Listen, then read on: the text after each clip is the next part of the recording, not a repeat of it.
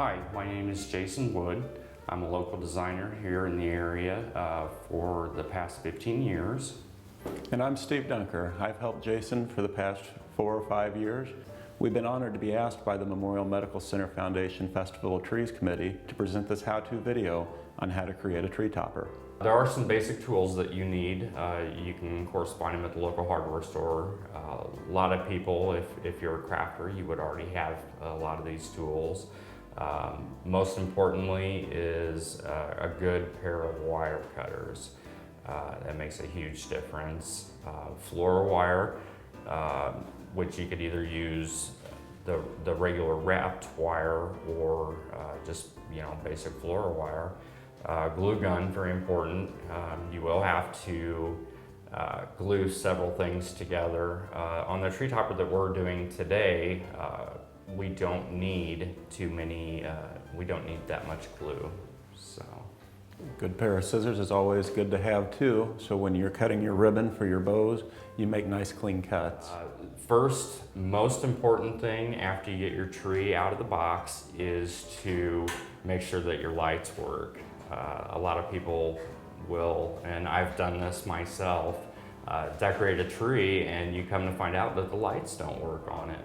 I like to actually come down, about 8 or 10 inches or so. You want to actually see the very top of the tree.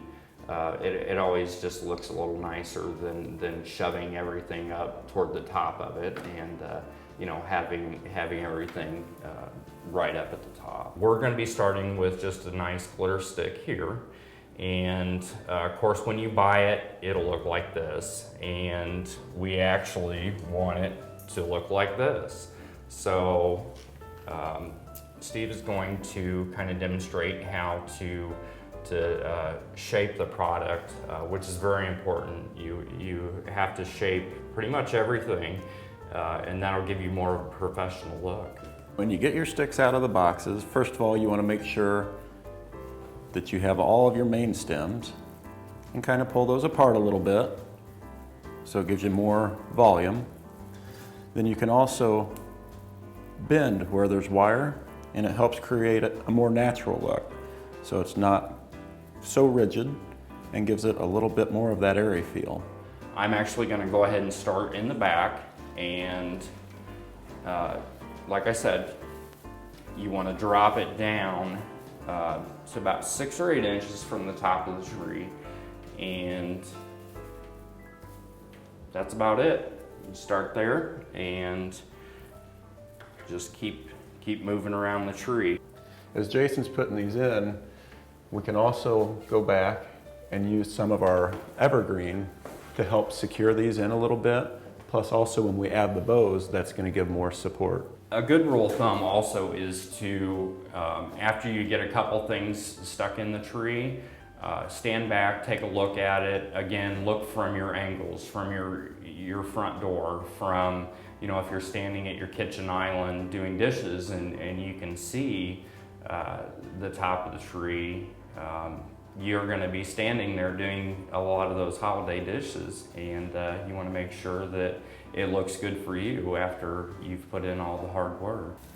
Jason went ahead and pre-made the bows. One of the things we do always want to let people know is when you are wiring onto the tree, try not to wire around any of the branches that actually have light cords. You don't want to damage the light cords, cause a fire or spark, or make your lights go out on your tree. Again, you can see I'm starting in the back of the tree with these bows. And for those of you who are not familiar how to create a bow, you have a couple different options. You can either go to your local florist, and they should be happy to help you with that. And they can determine, how much ribbon you're going to need. These, I think I ended up using about 2 spools. Now, these are just ornaments that what we've done is taken the cap off, and this is where your hot glue gun comes in handy. And I actually save a lot of my stems. If I do cut something, I'll just save a bunch of stems, and this is when I reuse them. is just take a little bit of hot glue, and what I've done is just use a piece of cardboard. I always just have an extra, and put a drop of the hot glue on the cardboard itself, and then take the stem and go ahead and kind of twist it in there, and then put it in the ornament, and then just set it aside, let it dry for about 2 minutes or so. And you want to kind of be sure to do that, because some of your ornaments are thin. So if you were to put the hot glue directly on the ornament, sometimes they will melt. So the good thing to do is to, like I said, put it on the cardboard, kind of wrap your stem in it, and then put it in the ornament, and then let it dry. Like Steve is doing, we're starting up at the top and kind of work your way down is a good thing. And once he gets that done, I'll hand him the other one. Now, kind of a good rule of thumb is you want to have about 5 or 6 different products, different textures, different colors. As you can see, that since we're doing the red, green, gold, we went ahead and like the ribbons and the bows, you mix that up. You want to put, you know, at least 2 types of ribbon, 2 colors of ribbon in there. What we're going to do now is we're going to put these glittered balls in there. Now, what we did actually is that came in a 6-foot garland. So as you can see, they're kind of separated out for you. So all that we did was just take your wire cutters and go ahead and clip that off in your clustered groups. And you want to kind of spread these out a little bit. Again, with any floral product, it's always good to, you know, kind of spread it out. You get more bang for your buck that way. And don't be afraid to weave things throughout the loops of your ribbons. We've actually got some of the balls kind of coming in and out, as well as some of the evergreen. So it helps it make it look like it has been there. So the next step would be, we're going to add some of these glittered leaves in here. And this is kind of our final step. And, you know, of course, when you buy it from the store, it looks like this. You know, you want to just take your tag off, and, you know, it's kind of flat. So we're going to bend that down a little bit, bend one of these up, and kind of make it look like that. What you can do is just bend the tip, and if you need to use, you know, just a basic pair of pliers, you can do that as well. But just kind of bend it so it's like that, and that way when you do stick it in there,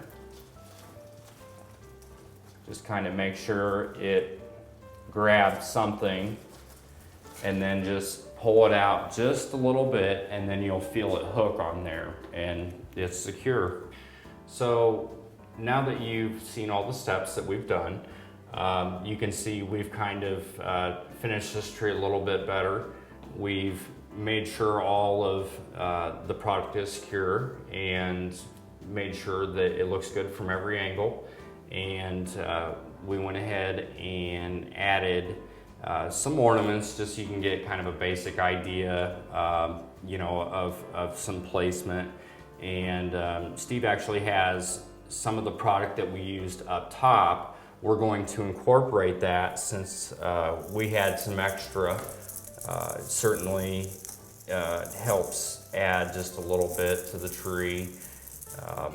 And you want to kind of do your basic ornaments before, if you're doing a tree that has some of your own personal ornaments, you know, the ornaments that the kids made in school, things from travels, anything like that that you want kind of prominent, you want to just go ahead and do that as well. But that's pretty much how we've created this tree topper